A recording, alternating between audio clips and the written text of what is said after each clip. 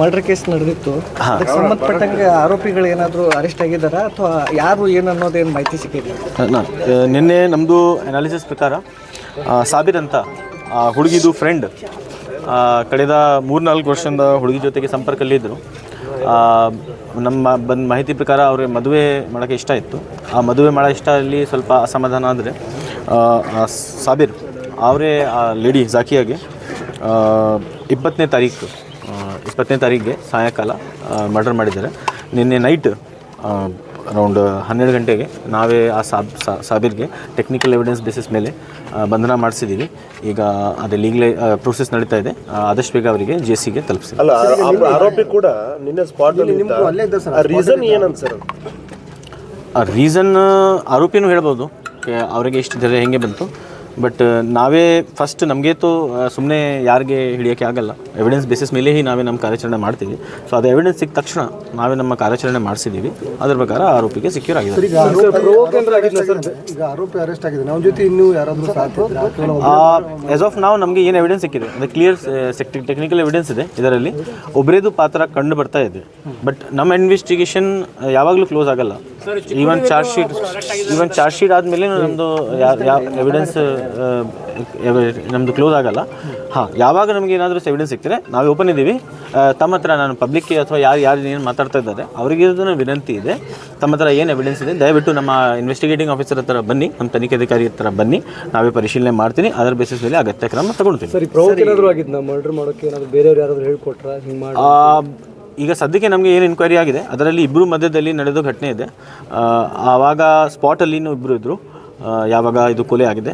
So ಇನ್ನೂ further ನಮ್ಮದು investigation on ಇದೆ. ಸ್ಟಿಲ್ 24 hours ಆಗಿಲ್ಲ, 24 ತಾಸು ಫಿಕ್ಸ್ ಆಗುತ್ತೆ ಸರ್ ಇಬ್ಬರದು. ಮೇಲ್ನೋಟಕ್ಕೆ ಅಂದರೆ ಮಾಹಿತಿ ಇದೆ ಕೆ ಮದುವೆ ಫಿಕ್ಸ್ ಆಗಿತ್ತು. ಎಂಗೇಜ್ಮೆಂಟ್ ಬಗ್ಗೆ ನಮಗೆ ಮಾಹಿತಿ ಇಲ್ಲ.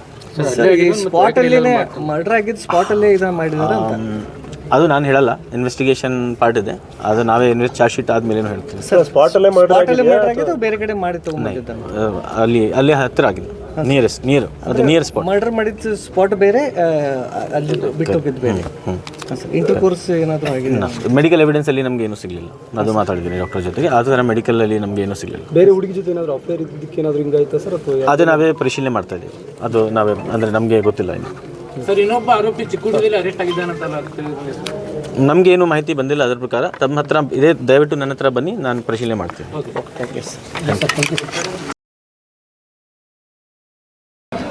ಮತ್ತು ಪೊಲೀಸರು ದಾರಿ ತಪ್ಪಿಸುವಂಥ ಕೆಲಸ ಆಗಿತ್ತು, ಏನು ಮಾಹಿತಿ ಕೊಡ್ತಾ ಇರ್ತೀನಿ ನೋಡಿ. ನಿನ್ನೆ ಡಿಪಾರ್ಟ್ಮೆಂಟ್ದವರು ಎಲ್ಲರೂ ಅಲ್ಲೇ ಇದ್ದರು, ನಮ್ಮ ತಾವು ಮೀಡಿಯಾ ಸ್ನೇಹಿತರು ಕೂಡ ಅಲ್ಲೇ ಇದ್ರಿ. ಆ ಹುಡುಗ ಏನಿದಾನೆಲ್ಲ ಅವನು ಸ್ಟಾರ್ಟಿಂಗ್ಲಿಂದ ಅವನು ಆಗಲಿ ಅವ್ರ ತಂದೆ ಆಗಲಿ ಮಿಸ್ಗೈಡೆನ್ಸ್ ಮಾಡ್ಕೊತ ಇದ್ರು. ಅವರು ಸ್ಟಾರ್ಟಿಂಗ್ದಲ್ಲಿ ಅವರು ಇದನ್ನೂ ಹೇಳಿದರು ನಮ್ಮ ಕಸನ್ ಬ್ರದರ್ಗೆ, ಇಲ್ಲ ಇದು ಮರ್ಡರ್ ಅಲ್ಲ, ಇದು ಏನೋ ಸುಸೈಡ್ ಮಾಡಿರಬೇಕು, ಮತ್ತೆ ಯಾಕೆ ಡಿಪಾರ್ಟ್ಮೆಂಟ್ಗೆಲ್ಲ ನಾವು ಹೇಳೋದು, ನಾವೇ ತೊಗೊಂಡು ಹೋಗಿ ಮಣ್ಣು ಮಾಡಿಬಿಡೋಣ ಅಂಥೇಳಿ ಅಂದ್ಕೊಳ್ಳಿ. ನಮ್ಮ ಫ್ಯಾಮಿಲಿ ಮೆಂಬರ್ಸ್ ಎಲ್ಲ ಅದ್ರ ಬಗ್ಗೆ ಅಬ್ಜೆಕ್ಷನ್ ಹಾಕಿದರು. ಇಲ್ಲ, ಇದು ಮರ್ಡರೇ ಇದೆ, ಇದ್ರ ಬಗ್ಗೆ ತನಿಖೆ ಆಗಬೇಕು, ಡಿಪಾರ್ಟ್ಮೆಂಟ್ ಬರಬೇಕಂತ ಹೇಳಿ ಎಲ್ಲರೂ ಒತ್ತಾಯ ಮಾಡಿ ನಾವು ಇದನ್ನು ಮಾಡಿದ್ವಿ. ನಿನ್ನೆ ರಾತ್ರಿವರೆಗೂ ಸಹ ಆ ಹುಡುಗನ ತಂದೆ ಇಲ್ಲೇ ಇದ್ದರು. ಅವರು ಬೇರೆ ವಿಷಯನ್ನು ಹೇಳ್ತಾ ಇದ್ದರು. ಅವರು ಸತ್ಯ ಸಂಗತಿಯನ್ನು ಮುಚ್ಚಿ ಹಾಕಲಿಕ್ಕೆ ಭಾಳ ಪ್ರಯತ್ನ ಮಾಡಿದರು. ಇವಾಗ ನಾವು ಎಲ್ಲ ಫ್ಯಾಮಿಲಿ ಮೆಂಬರ್ಸು ಮತ್ತು ಸಮಾಜದ ಎಲ್ಲ ಜನ ಸೇರಿ ನಾವು ಇವತ್ತಿನ ಒಂದು ಧರಣಿ ಮಾಡೋಣ, ಧರಣಿ ಮಾಡಿ ಎಲ್ಲರೂ ಅರೆಸ್ಟ್ ಆಗುವವರೆಗೂ ನಾವು ಇಲ್ಲಿಂದ ಡೆಡ್ ಬಾಡಿ ಒಯ್ಯಲ್ಲ ಅಂಥೇಳಿ ನಾವು ಡಿಪಾರ್ಟ್ಮೆಂಟ್ದವ್ರು ನಾವು ಹೇಳಿದ್ವಿ. SP ಸಾಹೇಬರು, ACP ಸಾಹೇಬರು, ಸಂಬಂಧಪಟ್ಟ ಠಾಣೆ ಎಲ್ಲ ಇನ್ಸ್ಪೆಕ್ಟರ್ಗಳು ಬಂದು ಅವರು ನಮ್ಮ ನಡುವೆ ಒಂದು ಮಾತುಕತೆ ಆಯಿತು. ಅವರು SP ಸಾಹೇಬರು ನಮಗೆ ಆಶ್ವಾಸನೆ ಕೊಟ್ಟಿದ್ದಾರೆ, ನಿಷ್ಪಕ್ಷವಾಗಿ ಇದು ತನಿಖೆ ಆಗಿ ಇದಕ್ಕೆ ಸಂಬಂಧಪಟ್ಟವ್ರು ಯಾರ್ಯಾರು ಇದ್ದಾರೆ, ಅದು ಗಾಡಿ ಕೊಟ್ಟವರು ಅವ್ರ ತಂದೆ ಆಗಲಿ, ಆ ಅಪರಾಧಿಗಳಾಗಲಿ, ಅಪರಾಧಕ್ಕೆ ಯಾರು ಪ್ರೋತ್ಸಾಹ ಮಾಡಿದ್ದಾರೆ ಪ್ರತಿಯೊಬ್ಬರಿಗೂ ಅವರ ಕಾನೂನಿನ ಚೌಕಟ್ಟಿನಲ್ಲಿ ಅವ್ರಿಗೆ ಅರೆಸ್ಟ್ ಮಾಡ್ತೇನೆ ಅಂತ ಹೇಳಿ ನಮಗೊಂದು ಆಶ್ವಾಸನೆ ಕೊಟ್ಟಿದ್ದಾರೆ. ಕಾರ್ ಅಂತೇಳಿ ನಮಗೆ ಮಾಹಿತಿ ಬಂದಿದೆ, ಆದರೂ ನಮಗೆ ಪಕ್ಕಾ ಗೊತ್ತಿಲ್ಲ, ಅದು ಡಿಪಾರ್ಟ್ಮೆಂಟ್ಗೆ ಗೊತ್ತಿದೆ. ಡಿಪಾರ್ಟ್ಮೆಂಟ್ದವರು ಯಾವಾಗ ಅದನ್ನು ಬಹಿರಂಗವಾಗಿ ಹೇಳ್ತಾರೆ. ಅವರು ಬೈಟ್ ಕೊಟ್ಟಿದ್ರು ಮಾಧ್ಯಮಕ್ಕೆ, ಅಂದರೆ ಈಗ ಕೊಲೆ ಮಾಡಿದ ಆರೋಪಿ ಏನಲ್ಲ ಅವ್ರ ತಂದೆ ಮಾಧ್ಯಮಗಳಿಗೆ ಹೇಳಿದರು, ಹುಡುಗಿ ಒಳ್ಳೆಯ ಸ್ವಭಾವದವಳು.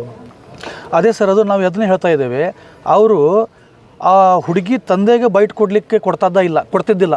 ನೀವು ಭಾಳ ಇದರಾಗಿದ್ದೀರಿ, ಶೋಕ್ದಾಗಿದ್ದೀರಿ, ಪ್ರತಿಯೊಂದು ಅವರು ಮ್ಯಾನೇಜ್ ಮಾಡಿ ಅವ್ರದ್ದೇ ಥರದಿಂದ ಅವ್ರು ಮ್ಯಾನೇಜ್ ಮಾಡಿ ಅದು ಹೇಗಾದರೂ ಮಾಡಿ ಅದನ್ನು ಬಚ್ಚಿ ಹಾಕ್ಬೇಕಂತ ಹೇಳಿ ಅವ್ರು ಭಾಳ ಪ್ರಯತ್ನ ಮಾಡಿದರು.